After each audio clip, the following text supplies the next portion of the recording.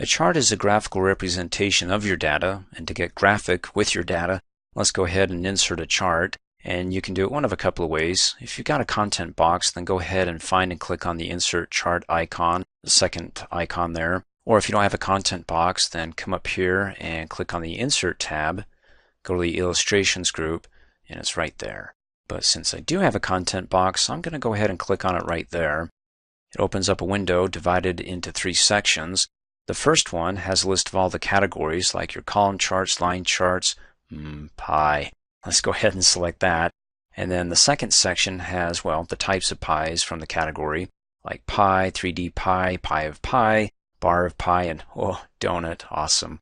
And if you want something a little bit more visual before you insert it, like the bar of pie, select it, and then down below hover over it, and whoa, that gets big. Okay, looks nice, but nah, let me hover off of it, and come back up and select column. Let's see, we've got it clustered here, and then this one's stacked. I'm going to go with clustered and click Okie dokie.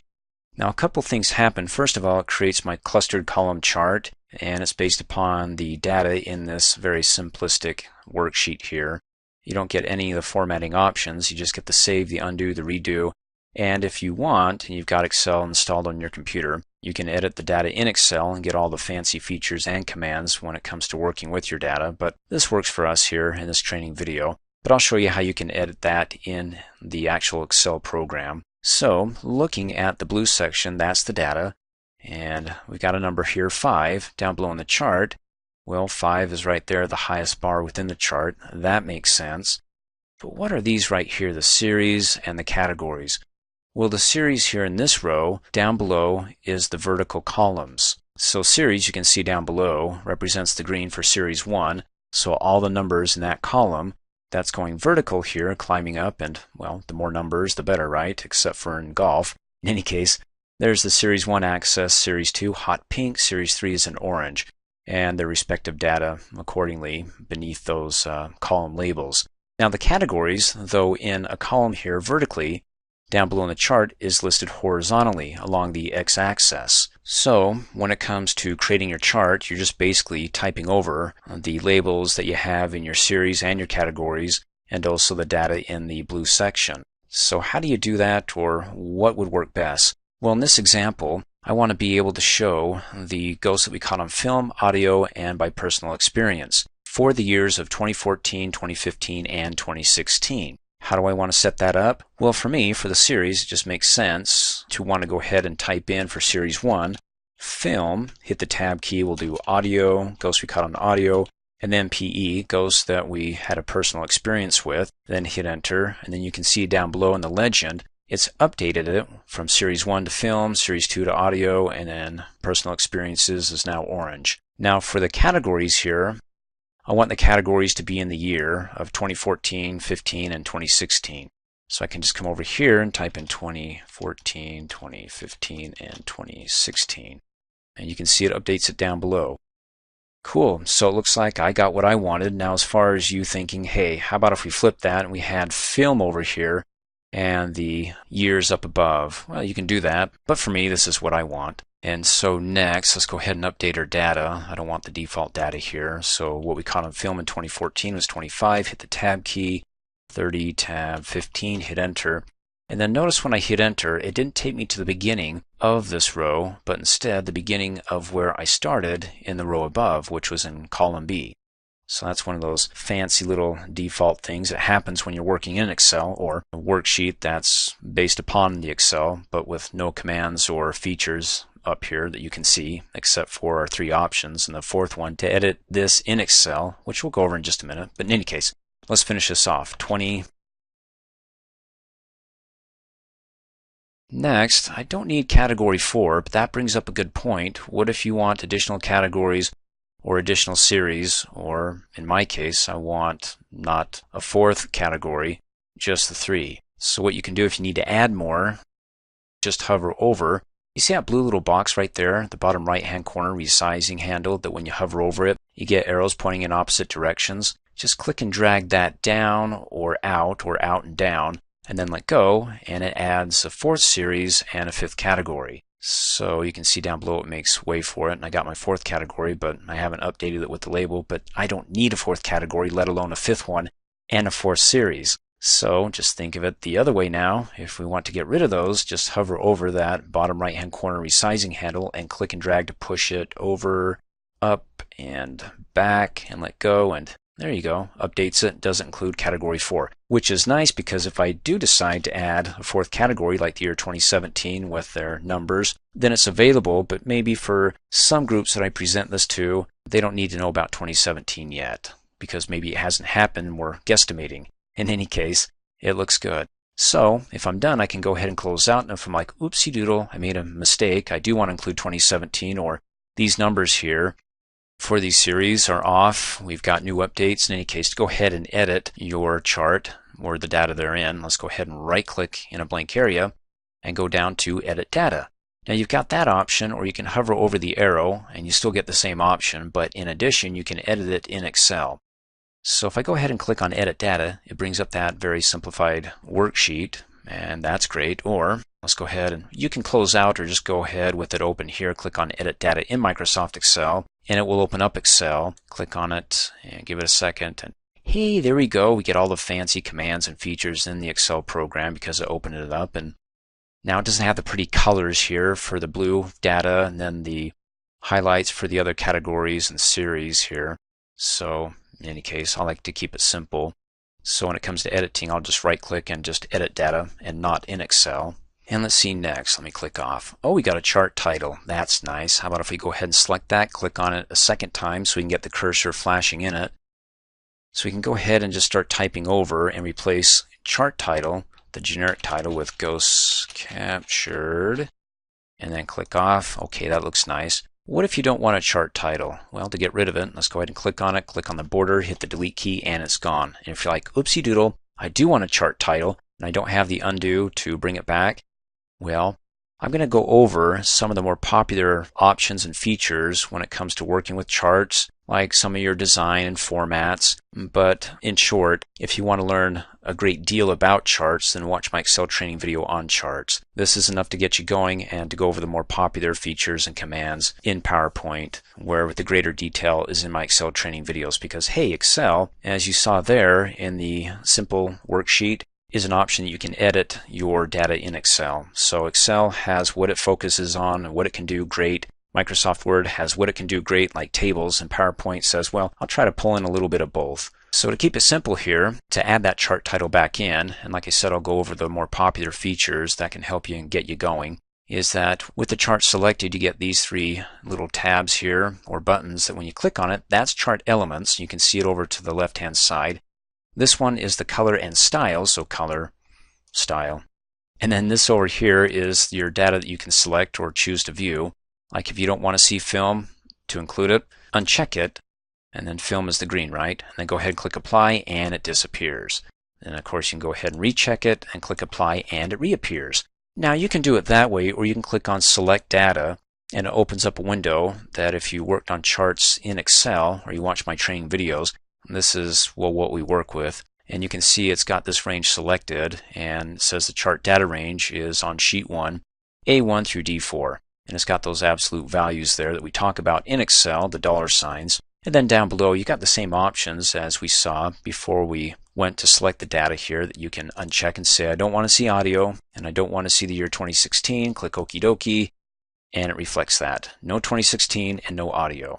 And then of course to bring it back up, well, click on the funnel and you can see it's unchecked here, so you don't even have to go to that step and check it there and click apply and it brings it back.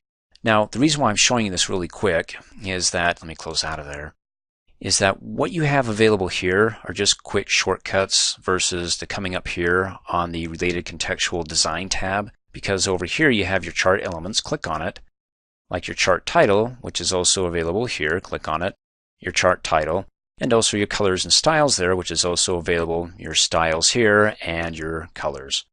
And of course, with what we selected here is also up here for selecting your data. Click on that, and it opens up the same window. So just shortcuts, okay? Let's go ahead and close out. So speaking of which, let's go ahead and when you click on this and you see the chart, you're like, oh, that's nice. But when you click on Add Chart Elements and you go to Chart here, you get additional options. So how can I get those additional options without coming up here on the ribbon? Well, let me go ahead and click off. Oh, not here. And let's go ahead and select it again. And then click on it to bring it back up. But with the chart title, you get that little triangle there that when you click on it, it expands and you get the same options as you saw up here. You just have to go ahead and click on that triangle. And when you hover over it, it gives you a preview of it, as you can see over to the right there, as I don't move my mouse. Above the chart, center lay, or if you want more options, it opens up the task pane. But let's keep it simple here. Let's just go ahead and check it. If you check it, that's the default where it's, when you click on this, going to be above the chart. And then you've got your axis titles that when you hover over them, you can see for the horizontal and vertical axis. If you want titles for them, let's go ahead and check it and I'll work with them. So there's the vertical. Go ahead and triple click really fast to select all the contents therein. And instead of having it called axis title, it represents the numbers. What are the numbers representative of? Maybe in billions of ghosts that we captured. Oh, that would be kind of funny. In any case, let's just say it's in thousands. Okay, great. Don't want to capture too many ghosts. And then down below the axis title here, triple click really fast to select the contents of it, and we can say these represent the years. So there's your axis titles, and if you want, you can go ahead and click on one, and with it selected, hit the delete key and get rid of one of them. And if you want to bring it back, of course, you can click on the plus sign here, and then go to axis titles, and then click on it to expand it, and include the primary horizontal axis again. And you can see when I hovered over it, it brought it up, but we'll leave it out. We'll just keep the vertical axis title, and go ahead and select it again, and click on plus. What else we got that I want to cover? Chart title, we brought that up, so we can go ahead and how to select it and type over it, replace it with ghost captured. And then we have the data labels. Now this is fun because when you hover over it, you can see that we get the actual numbers represent those columns up at the top of each column. Because, well, let me go ahead and start my slideshow. Come down below on the status bar and click on slideshow.